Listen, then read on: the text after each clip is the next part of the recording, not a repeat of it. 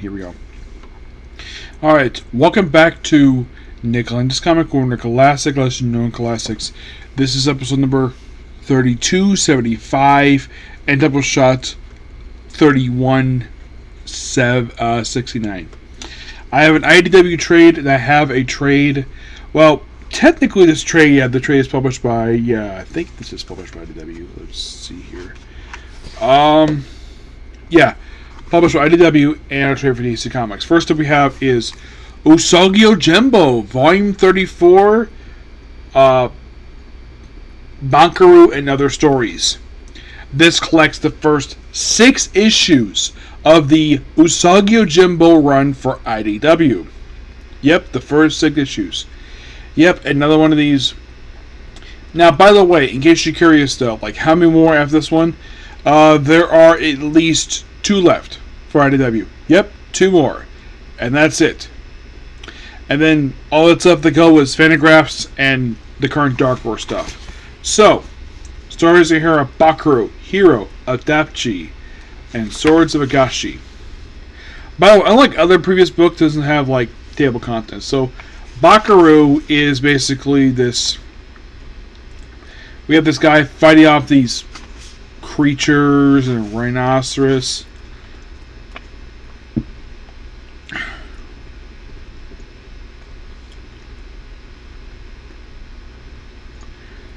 And apparently, like, this guy is like thinking, oh yeah, you never marry likes you. Leave now, you still can. And they fight, and then presumably he loses.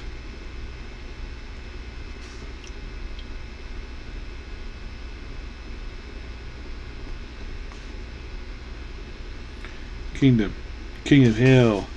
Yep. Oh, so it turns out this actually is a play. Yep, it's a play. You have Usagi witnessing a play. A couple friends of his. And we have this weird guy who's drunk. Yeah. So, it's like the whole thing is basically someone trying to reenact this play in real life.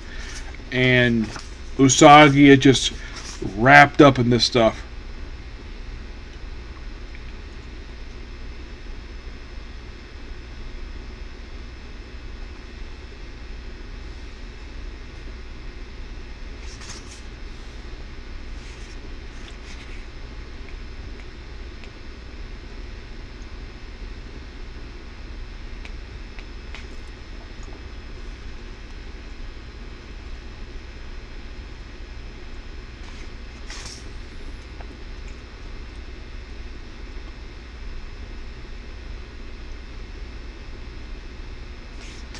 Yeah, and so it turns out the guy who's ready to play apparently he likes draining out of people's life force to keep them young. And it's kind of a weird story for Stan Sakai to do for his very first story for IDW. At least gotta praise the fact it's actually, I think this was the first time the book was published in color. Yeah, I think so, yes. Because Mirage was published in black and white, so I guess after a long time, well, actually, no, it was actually published in color the first time toward the end of the Dark Horse era. And then we have Usagi fighting Ghosts Past and the Hero.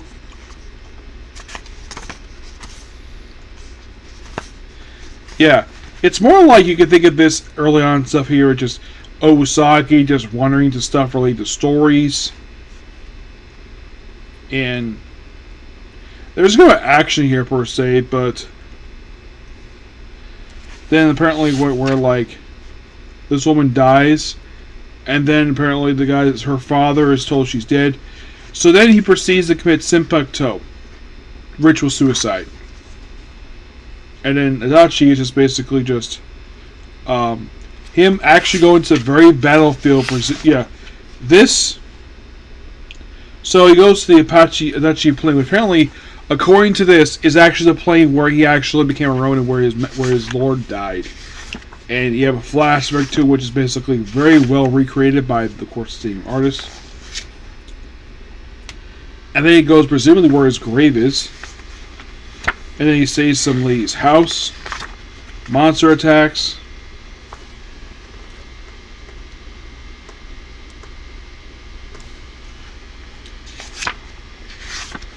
Yeah.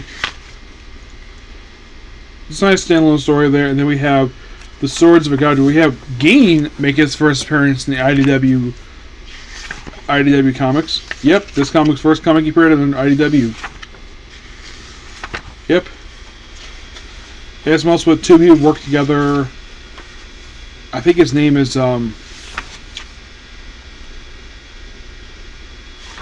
So the whole thing is like, yes.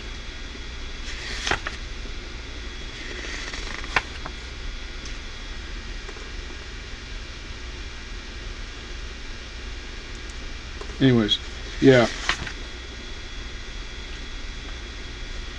They go off and that's it. So, for the start of the IDW run for Stan Sakai's introduction to IDW, the stories here are fine, but they're okay, but they're not as good as they once were. By the way, the very next story is a lot better. Like, a lot. It's like he just seemed like he just didn't care. Just put the story out there because people love Usagi. People buy it. So the artwork is still really good. Yes, he has not lost touch when it comes to artwork. Writing wise, you probably think, oh, he's losing his touch. Well, not. I think. Well, looking up basically Arthur Comes Draft, this one is basically better. Yeah. So next up we have is a book that I should point out though, when this book is first announced, a lot of people, when they first heard the premise of this thing, it's like, oh, Mark Waid is ripping off the Cadmus arc from Justice League Unlimited. I have also pointed out, though, this is sort of a modern take on Legends, except because the whole thing is like turning the public into superheroes, but in a different way. This being absolute power. And I can confirm this. The next Comic Corner was discussing 2 miniseries related to Episode Power, and after I review those 2, I'm done with this event. Yes. And can you believe this only came out from July to October of last year? This, of course, this main trade here collects the main 4-issue miniseries, the Ground Zero prologue, and the free comic day issue from last year. So the premise of this book is that Waller is basically trying to turn the public against the superheroes because of a related to Origins book by John Ridley. I'll discuss my following comic corner. Of course, you have Dan Moria here on the artwork here. The Ground Zero one shot, that's actually, even though Mark Waid does all the writing here, mostly put for the book itself. Now, Waid does the main event. He does the free comic day issue, and he does stage 1 and stage 2 of Ground Zero. What Joshua Williamson he basically does stage 2 by himself. Dan Moria does the artwork for the main miniseries. Mikel Jenna does the artwork for the free comic day issue. Now, the artwork for Ground Zero, stage 1 is drawn by Skylar Patridge. Stage 2 is V. Ken Maron. And stage 3 is Caleb Marco, who's also the colorist. So, starting with the free comic day issue, where we have the Batman robot Failsafe. This is the chips of this character. Oh, by the way, this thing also introduces the concept of the Trinity of Evil. The Trinity of Evil is Failsafe, who is Chips Zdarsky character, the Brainiac Queen, Joshua Williamson, and the Sovereign as your Trinity of Evil. Here's the thing. Failsafe and Brainiac Queen do play small roles in the main story, but the Sovereign, you know, the boring Wonder Woman villain? No, he does not. Mostly put, his involvement in this whole crossover is basically confined to the Wonder Woman tie-in. To like, really? They kept it in Wonder Woman, not in the main event? I guess Waid the only thing to do with Sovereign, given the fact how he's been received by the readers as not a very likable character. People like Failsafe, he's a cool character. Brainiac Queen is interesting. But Sovereign, borefest. So we have this brand new character here named Haywire. Now, those of you thinking like,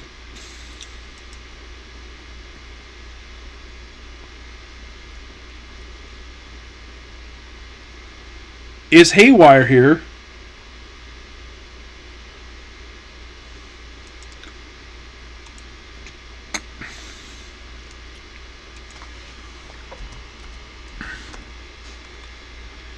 Now, Haywire is a... he was apparently part of the... He made his debut in this continuity with... Yeah, Wade brought him in here with World's Finest Teen Titans. And then he appears in this one-shot. Yeah, because after the World's Finest Teen Titans miniseries wrapped up, he then appeared in DC's Spring Breakout, and he appears here in this one-shot. Yeah. And the only reason why they brought him in here was to kill him off. Okay, and if you're really curious, is Haywire an original character for this continuity? Well, this version is anyways. Yes. Because the original Haywire is not him. It's a completely separate character. The guy's name is Steven Marjuski. And when they brought in the current continuity, they decided to just create a brand new character. What was the reason for this? I have no earthly idea of why in the world they brought this guy in. It seems interesting though. Like, here's the thing. Wade brought this guy in. He created this character.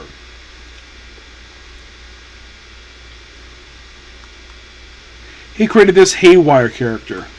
And it's like, oh, we have this guy here. Of course, he goes to the Hall of Order. And he talks to the Clock King. This, of course, is the version based on the one from the animated series. Not the classic one, which is... He's actually the second Clock King.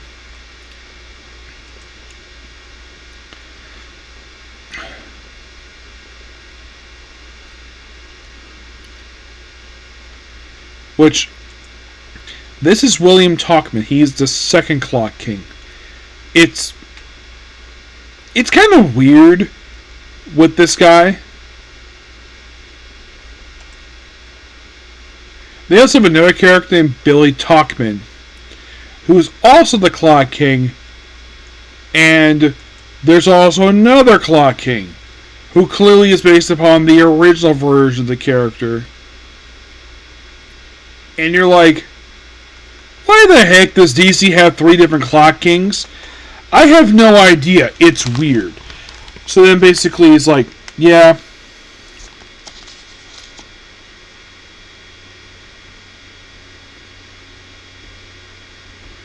And of course brings up the fact, oh yeah, he went to use against Teen Titans.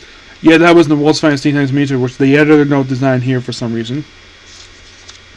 By the way, they're in the Hall of Order, formerly the Hall of Justice, because Walla took it over because just like disbanded. So, and it's about Task Force X, and we see Campbell Harley Quinn, we see Black Alice, something called Deadeye, and here is Green Arrow, who is Waller's hero that she has paid, and then we see Dreamer.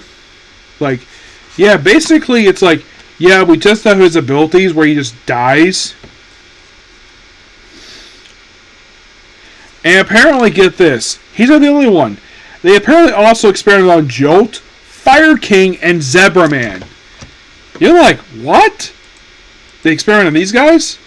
Oh yeah, definitely. Some of you might be thinking, who the heck is Zebra Man? Zebra Man is a character who is a creation of... Well, he was brought into this continuity by Sterling Gates, and then he's killed off panel in this book. Yeah.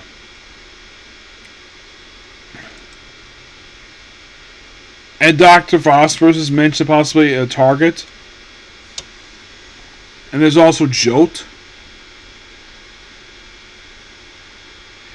And Fire King. Who the heck these guys are? Don't know.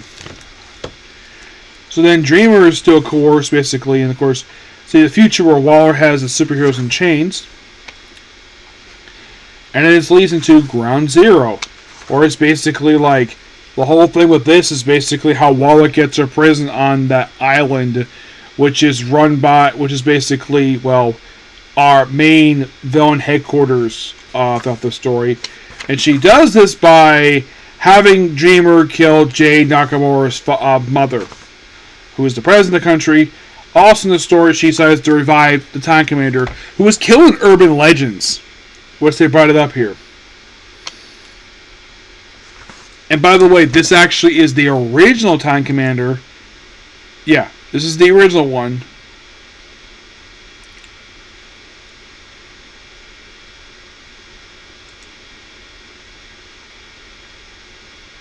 So Ground Zero, I think this was a digital comic. Yeah, I think they just, well, let's see here. So,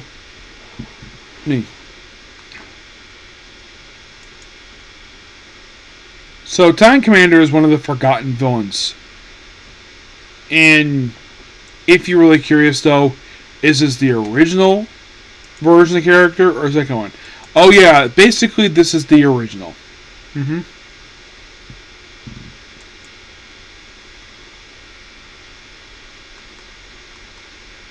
Yeah, and he was brought in by, I kid you not, this guy was brought in by Pierre de Tomasi and Jorge Jimenez in the issue of Super Sons. Yep, and they got, then after he appeared in Urban Legends where he died, yes, he got killed off in a storyline, Urban Legends.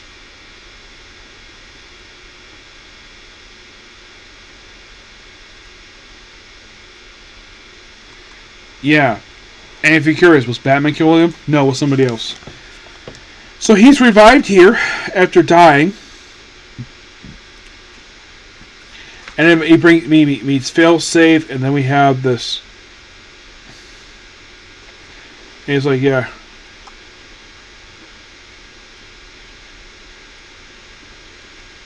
Yeah. So then, of course, John Starr, he's not trying to escape, he seems like he's trying to escape, but...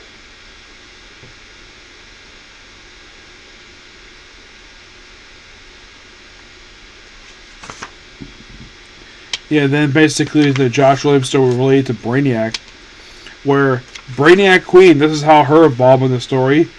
We have her basically flashing back to seeing a vision where she thinks that superheroes are villains. Interesting how the way the Superman is drawn here. Despite the fact it's not Frank Miller, it's drawn to be clearly inspired by Frank Miller's version of Dark Knight Returns. And then we lead into our main event, where in the opening story here we have these guys trying to escape, and then Superman is shot, and like, oh, this won't do anything, and he's bleeding, falling off. Oh, he survives, don't worry. And then, for some weird reason, in Keystone City, which is where the Wests live, Anime and Girl basically are just going around. And then, for some weird reason, these crowd proceed to beat the crap out of Animal-Man. Yeah. And they do these, and... Okay, so then we have where the news claims Black Lightning has got a rogue in Philadelphia, despite the fact it's not true. Where you have Supergirl and Green Lantern becoming bad guys at a refugee camp, even though that they point out though that both those two have alibis. Green Lantern's have his ring, and Supergirl's off in space, and the whole thing with Black Lightning. Well, apparently they were fighting giants at that point. They can't be two places at the same time. Oh yeah, and apparently all this is all fake news. Yes, all fake news. And then of course, basically, where one of the reporters would really ask why we get behind these stories. Yes, and I appreciate Wade writing this for Lois Lane, because none of these are yet confirmed. Are you new here? You know how media politics are. This is not being the last of the story. A report first, then verified. The plan does not and will not run unverified and speculative content. Understood? And then apparently the contents of the website. Now, I'm sure this is way poking fun of the real life news media, where a lot of the time they tend to publish stuff that they have no evidence backing up at all. I am very much sure about that. Because I'm sure he's not a fan of the actual media, per se, where half the time they publish stuff where it may not be true. Yeah. At least at least you gotta praise Wade for this. He does not write Lois Lane to be stupid by publishing stuff that it's not true. She's a long-term reporter. Even she knows this is not true.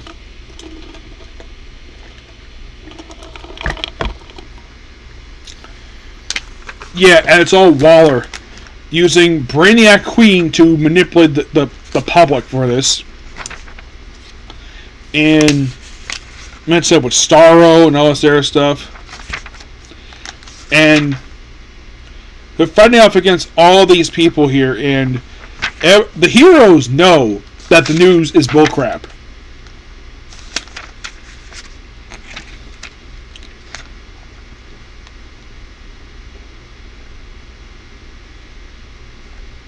Yeah, and apparently it stopped cold, and then apparently, like,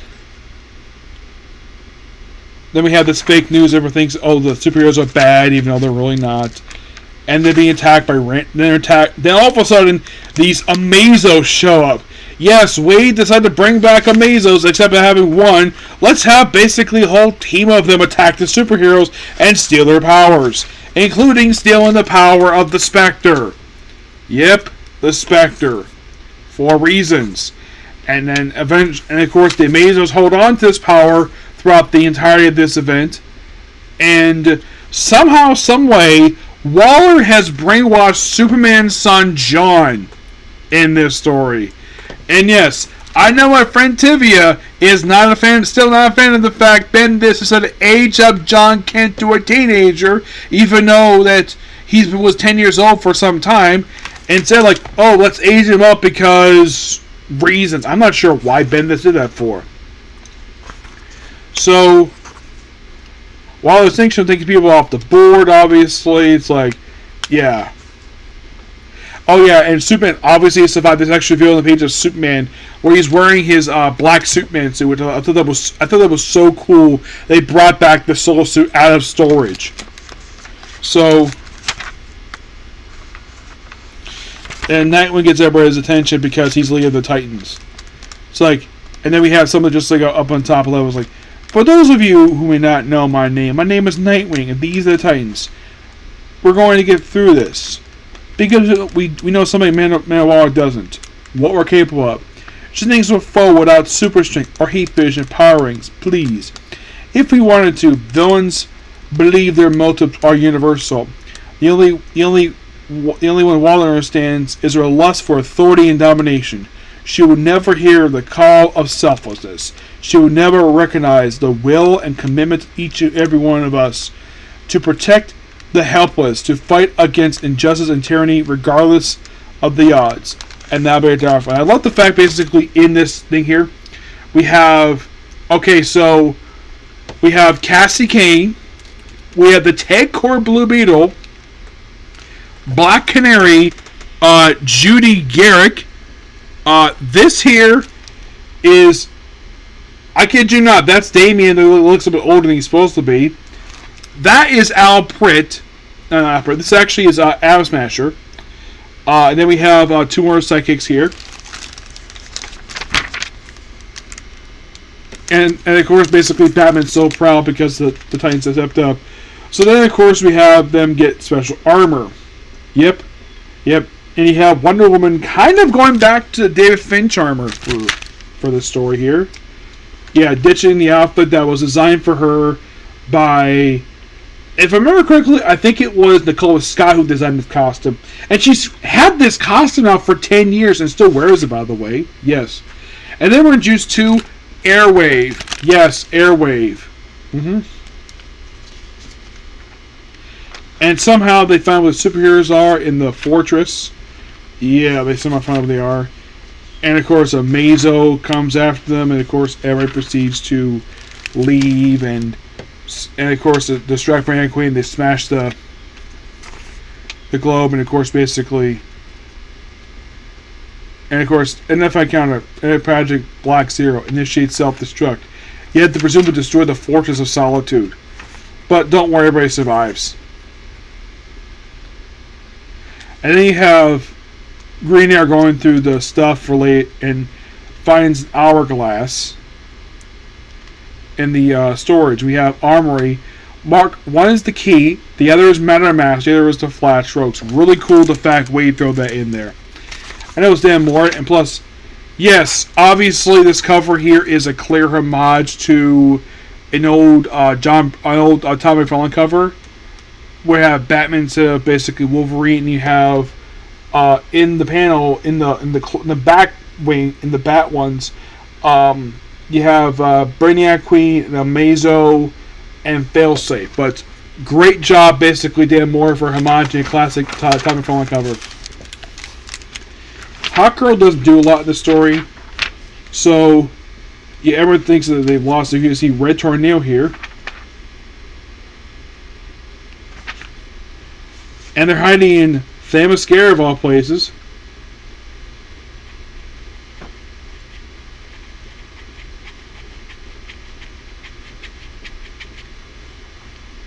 Yep, and of course, despite the fact the whole thing of like the man stuff, okay. So, Black Canary is gonna handle Green Arrow, obviously. Oh yeah, and also get this: it was revealed in issue 1 that the Doom Patrol headquarters, the shelter from the Unstoppable Doom Patrol miniseries, that got burned down apparently. Yes, and yeah, and apparently Doom Patrol didn't know anything about it. It was revealed in the in a Time miniseries. They did not know the fact the headquarters was gone.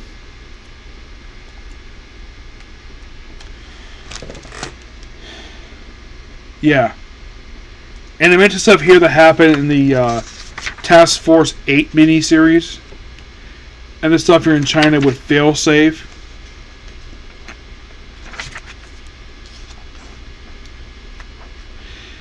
Yeah, and then of course apparently they brought in Bizarro, who apparently has got infected with the black flower that infected Superman from the Man from Man Is Everything.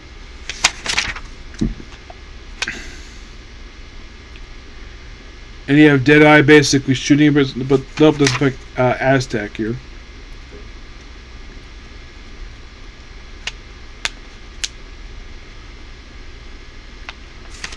Yeah, we're through the tool. So, yeah, then Nightwing has to deal with John, who's been brainwashed, but he's able to free him. And of course, reading that was Awesome Father, Superman.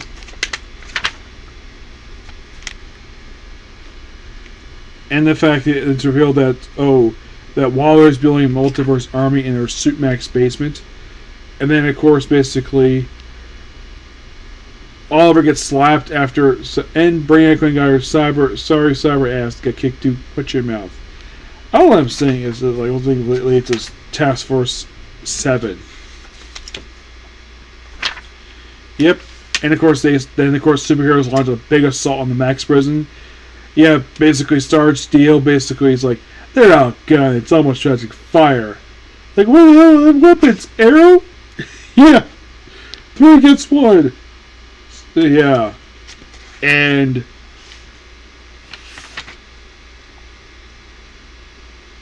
make way for Batman. Buy him time. Nothing else matters. And of course, that they're bringing stuff through here, and Failsafe's trying to basically break Nightwing's spine, but nope, not happening. And of course, basically, stuff's getting reversed. And then apparently, and of course, Hal gets his ring back, apparently, because that happened to tie-in. So, yeah. And then it's like, all I want to bring justice the unjust. Heroes gotcha. And of course, yeah, the heroes got their powers back, which is awesome because they shut down the Amazos. It felt amazing. Kind of. Beast Bestigero, is that you? Like, I was like, no. Failsafe's got to drain too. What's the matter, Waller? Your dream is over? Ag contingency plans? Gwyn's and Flash are losing. That gate is my back door. Eventually hit off. No, you won't. Yeah, and also in issue 2, Dream apparently died, but nope, she's back. Ollie the Manchurian rat. I had there was trust, but I wasn't lying enough. Not with her mind readers and psychics. I had generally her cause, which I did until John's typical implant timed out as planned. could share with us. I did not count on being captured immediately, but you are lecturing us about keeping secrets. Secret planets are ironic, which is a nod to Tower of Babel. Good on Wade for basically referencing something he wrote. Yes. Everybody's kicking butt, taking no names. And then, of course, the Flash has shut down the portal. And then we have Waller having a temper tantrum. And he's like, so what? Your powers are back? What are you planning to do with them? No choice, make the play. The people you attack, you're dead to them. I fooled every one of them. I used the Queen's AI to show the entire planet what I know. What them I know. The superheroes are monsters. Do you hear me? Thanks to that one play, the world's governments will run off the earth before they let you have so much save a cat from a tree. I won. And now we point. You've been hitting on bad guys for too long, Water. That was straight up villain rant I was counting on. Say, have you met my friend Airwave? He's a living Wi-Fi signal. Did capture the tantrum, and broadcast the whole world. It's over, Waller. Of course, they rebuilt the Forge of Solitude, and apparently they've been cut up on the multiverse. The Forge of Solitude was rebuilt, and Waller is put in Bel Rev in a prison cell. And Dreamer is cut off from memories, though this is later retcon and Secret Six so much come back. And yeah. Then they're at Mount Justice. Well, they refer to it as the Original League headquarters. It's like Wade couldn't either decide to call it Mount Justice or Secret Sanctuary, but technically it's Secret Sanctuary. I love the fact they even brought back the famous table with Justice League America logo on it. Where basically it's like, thank you, Kevin So. I figured this is basically a start. Try stopping us. 1. Several superheroes badly injured, but you are recovered, including Animan. Fred Train Neo may be on the other hand irreparable. 2. The superpowers were released, not all in return original host. Yeah, that'll be set up for the Project Adam mini series for All In. 3. We can urge you to break your arms and sabotage for a stunt. It's like, plenty fair. It was me who was fiddling with Starro's Gizmo and anti-Amaza plan, which I did close, by the way. But I definitely got over skid. I'm sorry. It was made by me, not just by me, by all of us. I had to go solo because we're not a team anymore. Consequently, I got flat-footed. Had we had been constant communication like the old days, this wouldn't have happened. With all this response is, with respect to the Titans, and all they accomplished in our absence, they were ridiculously irresponsible. We were ridiculously irresponsible to break up the band. And there was so many loose ends floating around the will. I can't believe everyone's saying it. But the world needs a Justice League. Bigger than before. More core and more proactive. And then, of course, Batman shows them the plans for the new Watchtower, which will basically be explored in Justice League Unlimited. I gotta admit, I like this miniseries. I really do. It's just that it starts with a bit of frustration, but it gets really good. And I wonder how Osborne felt about this. He's one creative Waller. But, yeah, lots of setup for stuff afterwards. For the All-In One, obviously. Just like Unlimited, the Project Adam miniseries. So much stuff came out of this. A lot of really good stuff. I've been reading it. It's amazing. Just like Unlimited is still really good. Like, of course, add a crossover with, of course, Batman, Superman World's Finest. Of course, the Power thing that basically, like as we mentioned in the Project Adam miniseries, which I think a lot of people were happy that Ryan Parrott was basically happy to get a chance to write a book for DC Comics. But one thing a lot, my friend Jay and I were like, really? So DC does not trust Ryan Parrott. You know, one of the guys who wrote Power Rangers, to write a mini-series for them. So they bring out a guy who is not a superstar, John Ridley, a guy who wrote books that nobody cared about at all, but DC published them. Yeah, and of course, the Question Guy mini-series is a whole lot of stuff afterwards. It's something All In came in next, like right after this as the next thing. But what rating do I give all Babsu Power? I give this a 9 out of 10. Really good story, but the thing is, like in the case of some event stories, especially in the trades here, they should include editorial notes to figure out what, like, I know about what the heck these people were talking about because I actually had the tie-ins behind me. We'll talk about the next Comic Corner. But they should have put that in. But they didn't. It's like, that's the ultimate problem with they have these main miniseries. A lot of the time, even from Marvel and DC. Half the time, even though they're supposed to be promoting these tie-ins, you could have put an editor, hey, if you want to understand what we're talking about, read this thing here, get it. It's like these two publishers are so hesitant to use editorial notes. So hesitant. But, yeah, this is something that I've basically been building since Beast World. Yeah, for an entire year. Not very... It was definitely a build, per se. I appreciate the fact Wade basically... Now, Wade himself... Here's a fun fact when it comes to him and doing a crossover for DC Comics. Did you know this actually was the second ever one he ever did? You're like, really? Second? What was the first one? Underwood Unleashed. Yeah, and it's interesting that we have a book like this, and it's written by a veteran writer. Yeah, and he's a big name. Yeah, the guy himself is not a very popular guy on Twitter, and he tends to say not very good stuff, but his work is still good. People like his work, per se. But I just kind of wish, like, I have heard lately he's staying off Twitter, and he's basically keeping his mouth shut related to some of the stuff he's into. Because I've heard the actual... I met him before, all the craziness he's done in the last decade, where he's become a massive dick to people. Now, he wasn't like that to me when I met him back in 2015, but nowadays he kind of is, apparently. But people still love his work, per se. Yep. But